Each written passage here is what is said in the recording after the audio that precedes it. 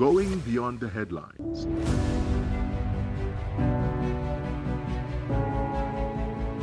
Asking the questions you want answered. Exploring government policies and how they impact you. We are delving deeper.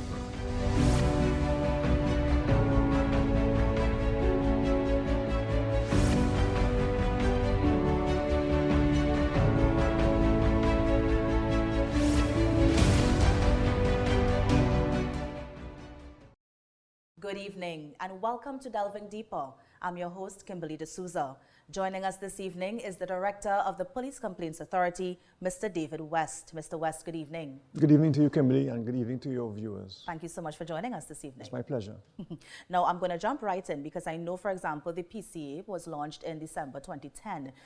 What was the mandate of the authority at that time, and is it still continuing on its mandate? Right. So the mandate at the time was to investigate police officers who commit criminal offenses, police corruption, and serious police misconduct. The mandate is continuing, and thus far we have investigated over 4,700 complaints. And the complaints range from criminal matters, for example, murder, shooting with intent, and other matters, serious police misconduct, discreditable conduct, and excessive use of authority, to name a few. Right. And when the authority does these type of investigations, I mean, how much power does the authority have? Authority has quite a bit of power. We have the power of a commission of inquiry. For example, Lynch inquiry, commission of inquiry is going on now. We have the same power, but we don't use it very often. We also have the power to ask anybody to produce records of any public office. We also have the power to invite people to come and give a statement, and also to record statements and also bring in exhibits. So the powers are quite wide and varied. Right. Now, in terms of the complaints, is it that an average citizen can come to the PCA with a complaint against a police officer? Yes, anybody can come to the Police Complaints Authority for a complaint, and also police officers themselves can make a complaint to the PCA. Mr. West, can you give us examples of some of the complaints that were made? For the financial year, that is from September to October last year, we had 159 assaults, and we had 33 complaints of murder. Now, for example, domestic violence with officers against their spouses or somebody else, that has increased quite a lot, I find.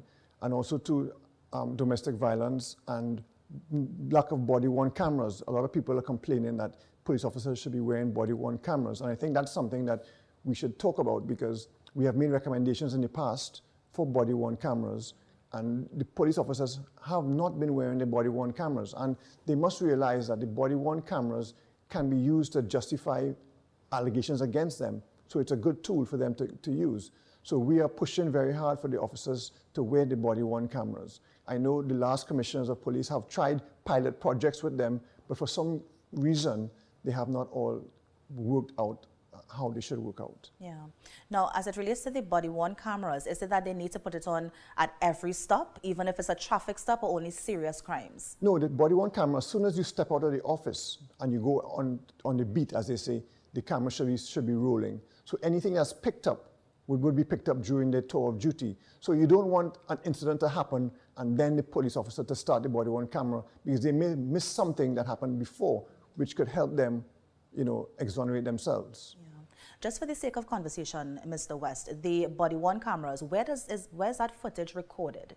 For example, they go out on a beat and they come back. I mean, what's the process of them transferring that, let's say, evidence to wherever it needs to be stored? So the footage is stored on the camera itself. So when they go back to base, their division, it's downloaded there.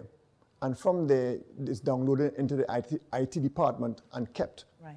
Okay, now, the problem is that sometimes the officers may forget to turn it on, but there is a fail-safe device where as soon as you leave the division or the office, you must put your body-worn camera on. Yeah. One of the things you mentioned as well is that you're seeing that increase in domestic violence cases as it relates to police officers and their spouses. I mean, is there any sort of concern that sometimes the actions may be concealed? For example, they may not be putting on the body-worn cameras because they're going to do something that they may deem illegal. I mean, is that something that the authority is considering as well?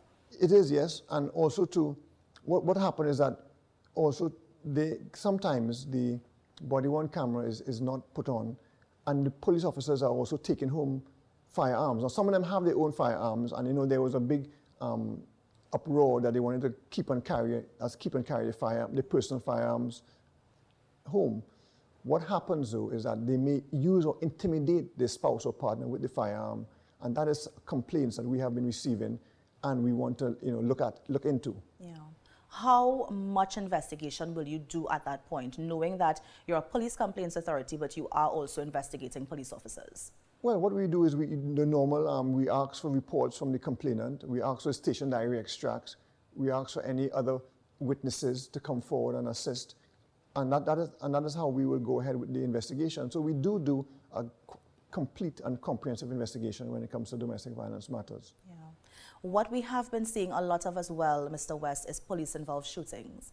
And so I'm wondering if are you seeing an increase in that sort of case, or are there any others that you're seeing a gradual increase in? Well, we've had quite a number of police-involved shootings last year. I believe it was 33 police-involved shootings last year. And what has happened now is we've had 9 police-involved shootings so far for the year. So we have seen an uptake in police-involved shootings, which I have spoken with the officers who investigate those matters, and we're trying to come to some sort of arrangement where I can get the notes quicker so we can do our investigations quicker. However, unfortunately, what happens is that sometimes it takes a while to get the postmortem report, for example, or the forensics from the Forensic Science Center, or we need to get the CCTV footage, or we need to get information from the health centers or the hospitals. And that takes some time. But we are working with them. We have a good line of communication, and I'm satisfied that we will, in the future, bring down the length of investigations to what it is, from what it is now. Yeah. And what is it now? If we were to say an average time from the time that the complaint is received, let's say to prosecution, what is that time frame? Well, I could give you from the time of the investigation to the time we complete our investigation, I would say it's an average of about a year. Once we make our recommendation to the Director of Public Prosecutions, he then has to engage the police to do the investigation. Now, many times, the Professional Standards Bureau is also investigating the same matter. So therefore, it's not as long. And then once that happens, it goes to the DPP to decide whether or not they should prosecute a matter. And sometimes it's within 6 months. So I would say a year and 6 months on average. And how often do you see the DPP taking your recommendations in terms of as it relates to prosecution or what should be done next with the police officer? Well, I would say about 50%, 60% that the DPP takes our recommendation on. Sometimes it may not be for the full recommendation but just part of the recommendation. And of course, I have a very good dialogue with the DPP, and we discuss matters, and he indicates where he would like to have more evidence from and where the evidence is enough. Yeah. And in terms of the division or divisions within the police service that you see the most complaints, can you identify a few of those? Yeah, sure. Well, the Central Division last year was the highest amount of complaints. I think we had 97 complaints from the Central Division. Then you had, after Central Division, you have the Northern Division, which had about 96 or 90 complaints. Then the Western Division, and then West End Division. And then Southern Division. Yeah. We have on our statistics in our annual report, we have identified the divisions where the so-called hotspots and where the most complaints come from. Yeah. Mr. West, can we further break that down to determine exactly what sorts of complaints come from those divisions? Well, it's mainly assault, police-involved shootings, discreditable conduct, excessive use of authority or force. Yeah. Those are the main complaints. The excessive use of force will fall under when they're making an arrest and they overstep, or when they're doing a search. They go into somebody's property and they're doing a search, and sometimes they may, whether or not they may break down the door, or to gain entry, or they may rough up somebody. So that's the kind of stuff we're looking at. Right. Mr. West, is it illegal for citizens to record officers in the execution of their duties? Definitely. And I encourage the citizen to tip the officer if they feel that anything untoward may happen. We had a complaint recently where an inspector of police was telling a civilian that he cannot tape him, and if he tapes him, he will arrest him, which is wrong. So I want the public to know that yes, you are legally and lawfully correct to tape any officer as long as not obstructing them in their duty. Can we demand their numbers as well? Yes, definitely. You can demand their badge number. That is in the standing orders, that they should identify themselves by their numbers. And in terms of the qualifications of the authorities' investigators, can you tell us exactly how qualified these people are? Yes, our investigators must have an associate degree in criminology or criminal justice and have at least 2 years experience in law enforcement. They must have a general good knowledge of the laws of Trinidad and Tobago, especially the Police Complaints Authority Act, the Trinidad and Tobago Police Service Act, and other laws.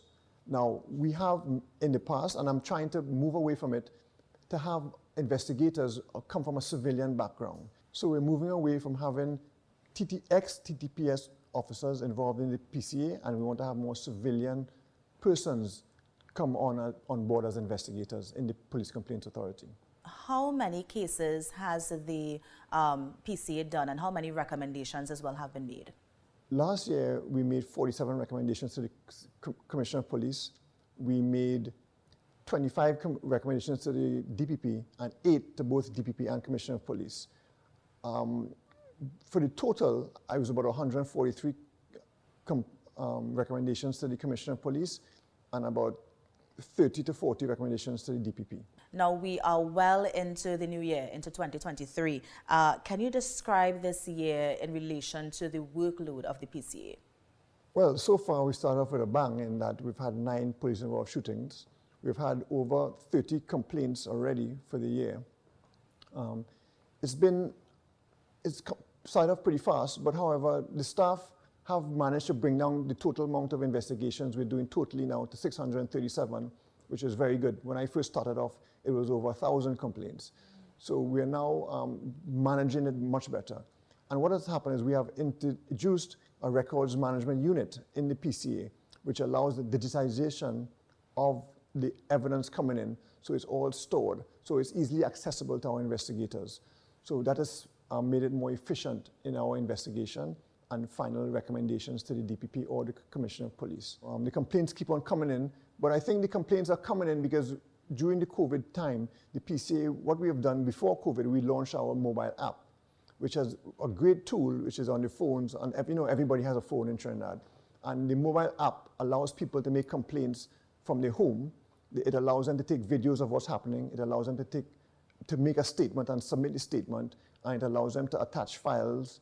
So it has become very useful to the public. So for the year so far, we've had over 91 initial reports where people come in and make a report. Now, an initial report may not be turned into a complaint because they may not fall within the remit of a criminal offense or serious police misconduct or police corruption. But we still have to take the report to make sure that we can deal with it or not. So we've done a lot of outreach programs too, both virtually and in person, and we've also partnered with Living Waters community, which was a great help to the non-English speaking community in Trinidad, where earlier on they had a lot of allegations of human trafficking by the TTPS and abuse by the TTPS of the non-speaking population, non-English speaking population. So that was about last year. It was very, I would say, we got a lot of complaints. They have died down now because I think with the PCA's work and also to the senior officers, the executive of the police service, training their members, on the advice of the PCA, I believe that it has worked and the police are learning. Yeah. So that is where we are.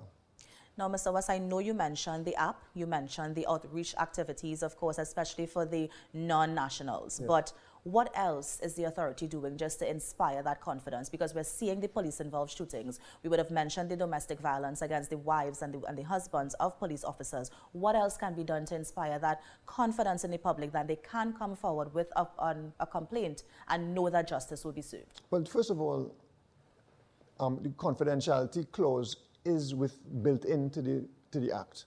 Okay, so we have a duty of confidentiality. So anybody coming in to make a complaint to the PCA can feel confident that we are governed by the confidentiality clause, and we cannot be discussing their matters outside of the PCA. What has happened also too is mostly every year when the recruits in the training academy are coming out, I go and with a team go to the police academy and we lecture them And we try to instill with them that the PCA and the TTPS are two independent bodies that deal with the police service and the regulations and also to how they conduct themselves. And we want to instill within them that the PCA and the TTPS are trying to make the best image of the police service. So we are not seen as a prosecuting body. We are seen as, we want to listen, you've done something wrong and we want to do it properly. And we go by our motto, finding truth, ensuring justice. And so I want the public to know that when they want to give a complaint, it is very confidential and we do regard that very highly. Yeah. So then can the PCA be used or even thought of to inspire and promote better policing? I would think so, and I would hope so. I would hope that the police officers understand what the PCA is. It's an independent civilian oversight body. So what we're trying to do is we're trying to make sure that the police officers behave themselves in what the police officers should do, hold themselves up to a higher standard than the ordinary citizen and not be involved in any reckless behavior. So the PCA is there to assist the TTPS in promoting public confidence in them. Yeah. What would you say are some of the challenges at the authority? Well, some of the challenges we have in investigations are, as I mentioned before, third-party information. For example, when we want to get an autopsy report from the Forensic Science Center or a medical report from the health center, that sometimes takes longer than we would like. When we investigate police-involved shootings, and assistant superintendent of police are the ones who are dictated by the police service to investigate that matter. Now, many times an ASP is close to retirement age. So sometimes now when they are doing the investigation, they retire. And then, of course, they have to send the file over to somebody else. And then that just delays the progress of the file. We are limited sometimes in our space. The PCA is growing. We have over 65 employees now, and we operate on one level, level 24, Tower D. So we need more space to grow and to expand our investigations department. Sometimes when the length of time the police officers retire during the investigation, and therefore once they retire, we cannot continue investigating because we only investigate police officers who are substantively in employment in the police service. So those are the few hiccups that we encounter. Yeah. Some more challenges deal with assignment of files. Sometimes when a matter comes, we're investigating a matter, there's no officer has been investigating, no officer has been assigned to the file. And when we try to follow up, we cannot find out who has been investigating the file. And sometimes when we get an officer who we understand is investigating the file, the officer says, no, I'm not investigating the file. I was only detailed to make a report. I'm not the investigator. So the whole police service has to have a better case management system of files, of investigating files. And we have made recommendations to the Commissioner of Police about that. And I hope that in the future, they would have a better case management system like what we have in the PCA to assign files and also to make officers accountable during the investigation of what they have done and what stage they have done. Yeah. Tacking onto that, Mr. West, I also want to ask if the authority is concerned about, let's say, friendships within the police service. So, of course, they may have lost a file or misplaced a file or try to drag out the process of investigation for that same retirement clause that you were mentioning. Is the authority concerned about this? Well, they have the wall of blue silence where the police officers their badge and they don't want to give evidence against officers or go against their officers. And that has been a problem, not only in Trinidad, but all over the world with the police service. So that is something that we are trying to crack down on, something that we are trying to instill in officers that, listen, once an officer does something wrong, it looks bad upon you and your institution and your job. So please just assist us and we will try to bring out the best in the police service.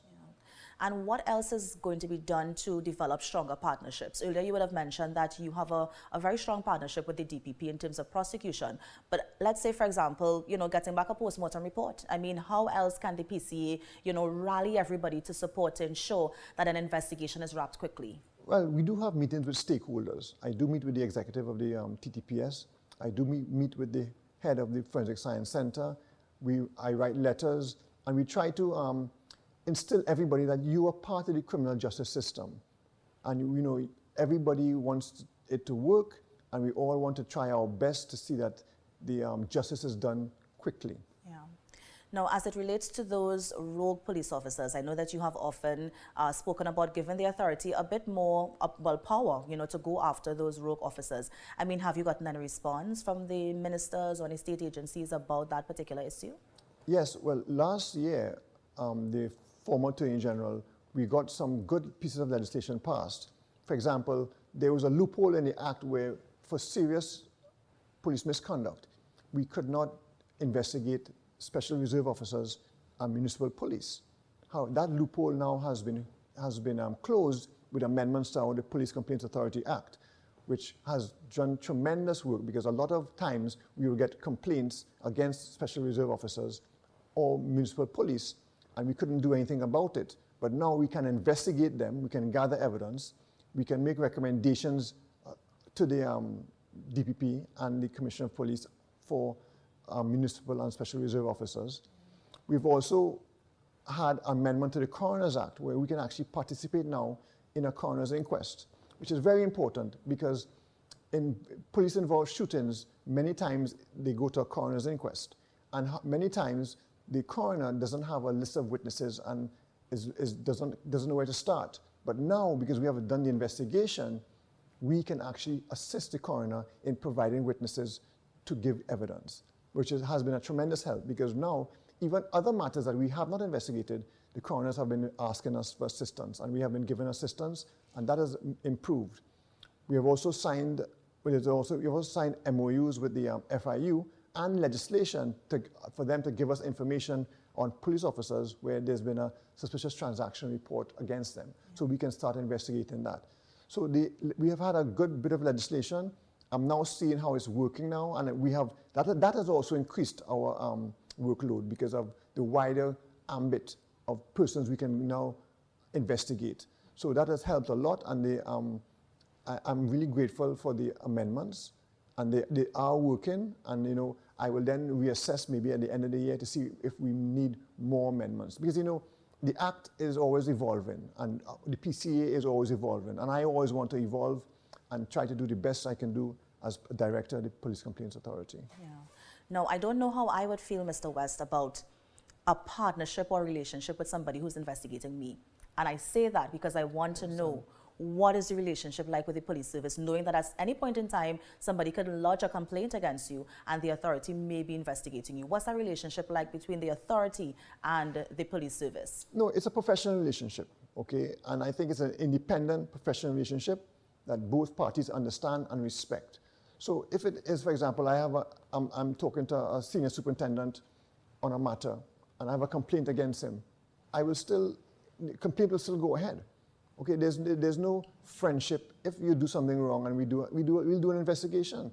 So that is how it is. It's a professional, independent investigation. Do you think any of them harbor any ill feelings at the end of it? I hope not, because I want them to know that I'm just doing my job and I'm doing my duty. I'm just fulfilling my oath I took when I became director of the Police Complaints Authority. I have no personal vendetta against any officer. I'm just doing what I was assigned to do, and I'm doing it to my best of my ability. Yeah. And as we look forward to 2023, tell me your plans for the authority. Well, I don't know if you know, but maybe you recall, but in 2016, we had a conference, the first conference in the Caribbean region dealing with all Police Complaints Authority bodies. For Jamaica, came down, Guyana, Barbados, etc. And we formed an agreement. And so this year, I want to try to see where we've reached now. So I want to have another agreement. I'll do it virtually, but I want to hear what other civilian oversight bodies in the region have to say. What are their complaints? How can we solve them? Because we're all working together. Because every year, myself, I go to a civilian oversight conference in the States, and the deputy director goes to one in Canada. So we hear what those bodies are doing. We never hear what the region is doing. And I think I want to push more region. I want to push more what we are doing, the similarities, the differences, and how we can work together to ensure that everybody's on the same page when it comes to police oversight. Yeah. And finally, Mr. West, anything else you would like to add? Just to say, thank you very much for having me, and I hope that the population uses the PCA more, and they realize that when they use the PCA, we do an investigation. Out of that out of that investigation may not come a recommendation for a charge or disciplinary offense, but the recommendation may come from something else we can do. And many times I've had over, let's say, over 60 recommendations to the Commissioner of Police how we think you can improve the police service. And one of those recommendations was, of course, use of the body camera and non-lethal weapons. So by encouraging the population to come forward with their complaint, no matter how trivial they may think it is, it may be significant in the whole scheme of things. Yeah. Well, Mr. West, that's our show. Let me thank you so much for joining us this evening on Delving Deeper. Thank you very much. It was my pleasure. Join us at the same time next week for another episode of Delving Deeper. I am Kimberly D'Souza, and on behalf of our entire crew, have a good night.